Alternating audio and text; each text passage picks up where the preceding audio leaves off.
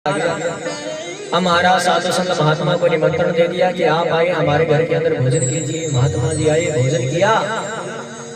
दोपहर का समय था, भोजन किया। भोजन करके जब चलने लगे, गर्मी बहुत थी, तो वो व्यक्ति कहता है, वो सेठ कहता है, वो चोर कहता है कि हे महात्मा जी, आपने अभी दोपहर के अंदर भोजन किया है, तो भोजन करने के बाद में आप विश्राम कर लीजिए।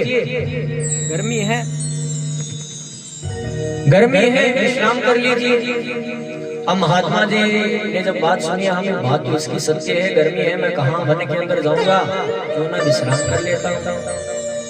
अन्न का चोरी का था, वो महात्मा जी ने खा लिया। अब उस चोर ने क्या किया, जो महात्मा जी का जो तख्त था, उस तख्त के ऊपर गद्दा नहीं लगाया, उस तख्त के ऊपर महाराज नोटों की गड्डी रख दी।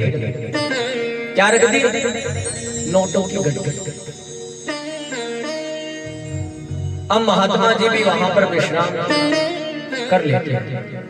विश्राम किया, और विश्राम करने के बाद में जब चलने लगे तो महात्मा जी के मन में विचार आया, अरे भी इतने नोटों की गड्डी है, अगर एक आदि मैं उठा लेता हूं तो उसको कौन सा पता चलेगा?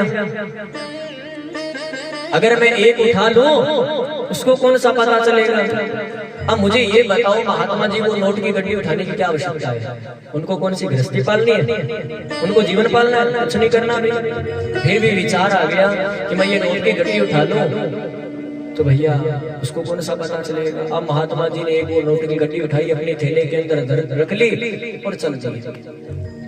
सायंकाल हुई। सायंकाल होने के बाद में उस सेठ ने अपने सेवकों से कहा, जाओ भी वो जितने भी नोटों की गड्डी है गिन गिन के अंदर रख दो। अब नोटों की गड्डी गिनी तो एक नोट की गड्डी कम। अब वो सेठ सभी को ताड़ना प्रारंभ कर देता है, कर लो बात। अब वो महात्मा जी क्यों नोट की गड्डी लेकर जाएंगे? उनको कौन सी गृहस्थी पालनी है? मुझे पता है, वो नोट की गड्डी एक तुमने चुराई है। अब वो सेठ जी ने उन सेवकों के ऊपर वो बात रख दी कि वो नोट की गड्डी किसने चुराई है? आपने चुराई है। मारना प्रारंभ कर दिया। नोट की गड्डी नहीं मिली। इधर भोर काल हुई। भोर काल होने के बाद में महात्मा जी ने स्नान किया। स्नान करने के बाद में जब संध्या वंदन की, संध्या वंदन करने के बाद में जब बुद्धि स्थिर हुई, स्थिर होने के बाद में उस सेठ के पास में महात्मा जी दोबारा जाते हैं। महात्मा जी जब गए, महात्मा जी ने जाकर अपने थैले में से वो नोट की गड्डी निकाली और उस सेठ को दे दी। सेठ अचंभित, सेठ हाथ जोड़ के खड़ा हो गया, अरे स्वामी जी, आपके पास में नोट की गड्डी है? स्वामी जी कहते हैं कि मैं तेरे प्रश्न का उत्तर देने से पहले तू मेरे प्रश्न का उत्तर दे। बोले महात्मा जी कौन सा प्रश्न?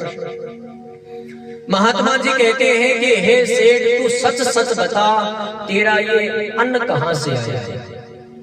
तू ये अन्न कहां से लेकर आया है? महात्मा जी से कहते हैं, बोले महात्मा जी सच सच बता दूं?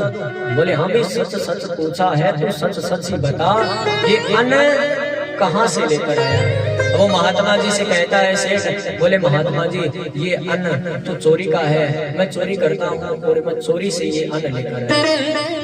तो महात्मा जी कहते हैं, हे सेठ, मेरे सारी बात समझ में आ गई। बोले क्या आ गई भगवान? महात्मा जी कहते हैं, हे सेठ, ये तेरा चोरी का अन्न था, तूने ये चोरी का अन्न मेरे को खिलाया, और जब मैं सोकर उठा तो इस अन्न का प्रभाव मेरे ऊपर हुआ, तो ये चोरी का अन्न खाने से मेरा मन भी चोर हो गया, और मेरे मन के भी अंदर इच्छा हुई कि महाराज जी इतने नोटों की गड्डी है, क्यों ना मैं एक नोट की गड्डी मैं भी उठा लूं।